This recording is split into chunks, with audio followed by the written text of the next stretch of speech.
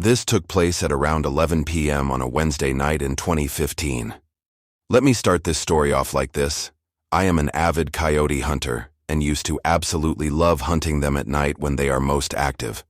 One afternoon, I decided I was going to take off and go hunting after the sun went down. I get home, load my gear, and hit the road. About an hour later, I pull into the parking area for the state forestry that I'm going to hunt. This particular place that I chose, I've had luck in the past, and knew of a den about a mile from the main trail, so I set off down the graveled path, unknowing of what I was about to encounter in just a short while. My strategy is to walk 100 yards at a time, stop and blast a coyote locator call until I hear one respond. On the first set, nothing. Second set, nothing. However, on the third set, everything changed.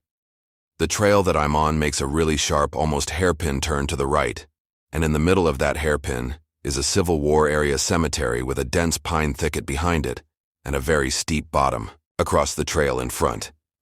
I have a habit of walking through the cemetery and touching the main headstone, almost as a sign of respect or something. As I'm walking up to the headstone, I hear the faint sound of something landing on the ground in the pine thicket. The weird thing was that I only heard one boom, as if a human or bipedal thing touched down. Usually, animals, bobcats, when they jump to the ground, it's front paws first and then the rear, so boom, boom. Immediately, I started to feel uneasy and wanted to leave. The only problem? Whatever was in that pine thicket stood between me and the only way back to my truck. I started to notice the silence, like everything that was just making noise a minute ago was gone. At this point in time, I noticed the unmistakable feeling of being watched. I immediately started scanning the pine thicket to see if I could see something, anything that would make this bizarre situation make sense. I scanned for what felt like hours, until finally I noticed it. On the edge of the thicket there was this thing, too tall to be human, maybe 7 or 8 feet tall. I could only make out the outline, but it looked emaciated and deathly. My mind had to be playing tricks on me, because this is the stuff you only read about and never encounter. My reality soon changed when this thing darted to the right and ran down into the bottom.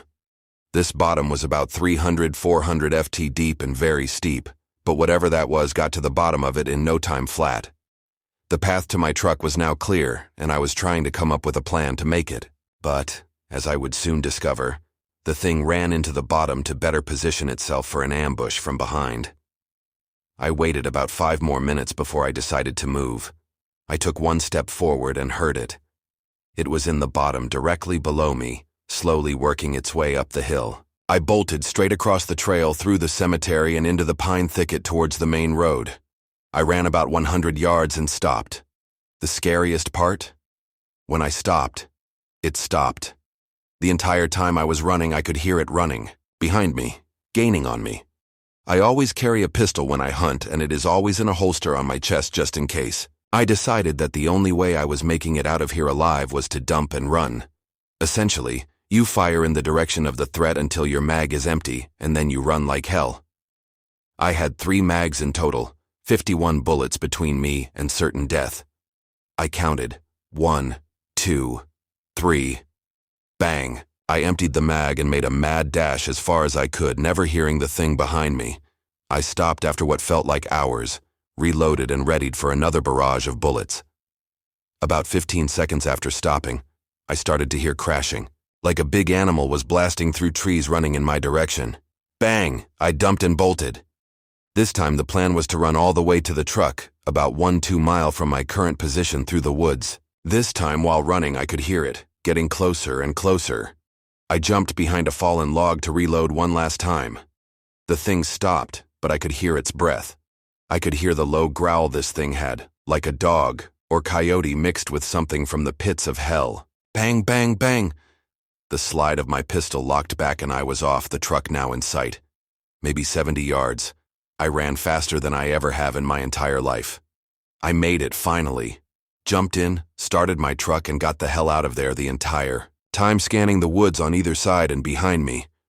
I've never been back in the woods of Brown County, at night alone, and more than likely never will.